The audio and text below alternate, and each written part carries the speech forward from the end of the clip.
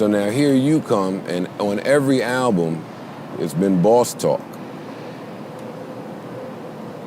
But now that I'm like somewhat a boss to some people, it's not the most fun thing in the world to be a boss. Why not? It's a lot of responsibility. It's That's what a comes lot of with it. it's a lot of. That's the same with the conversation we had before it started. That's just like the IRS coming with getting money. That come with it. Yeah, but like I told you, a lot of us niggas didn't know that the IRS was coming for this money because we had to learn that in real time. And guess what? Now that you learned it, you know it, and now it's time to blossom.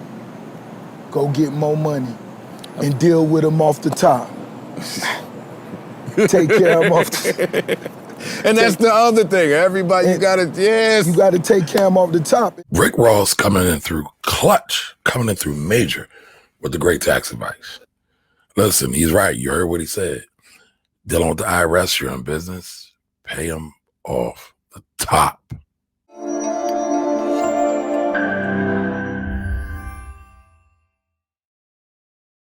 Hey everybody, Kamari Ellis here, the Finance Rebel, founder of the Philly Tax Team, here with another video again. In this video clip y'all just watched, we're talking about Rick Ross, the boss, and also Joe Budden. Two bosses, two media moguls doing their thing, chopping it up on Joe Budden's The Come Up podcast. What I loved about this segment here, what I really, really loved about it is that I kind of saw myself sitting in Rick Ross's position, right? Giving tax advice, because that's what I do a lot of times, right? And when I'm talking to business owners and they're asking me what to do when it comes to being in business, what should you be thinking about, especially as it relates to the IRS and Internal Revenue Service, is you want to pay these folks off the top. You want to get them out of the way. Why do you want to get them off the way or out the way? Because they can cause you a lot of pain.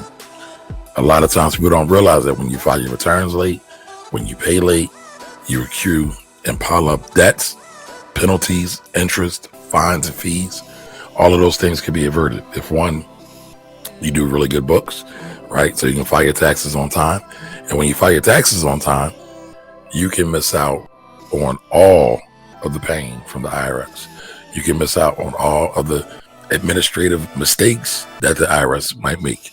As we stand right now, the IRS has about 1 million pieces of mail that's unopened because the IRS is suffering just like the rest of the country right now, right? The rest of the country is dealing with layoffs and shutdowns because of COVID. The IRS is not exempt from that. So, you know, when you deal with the IRS off the top, when you're paying their money, especially when you're a business owner, you're paying your estimated payments.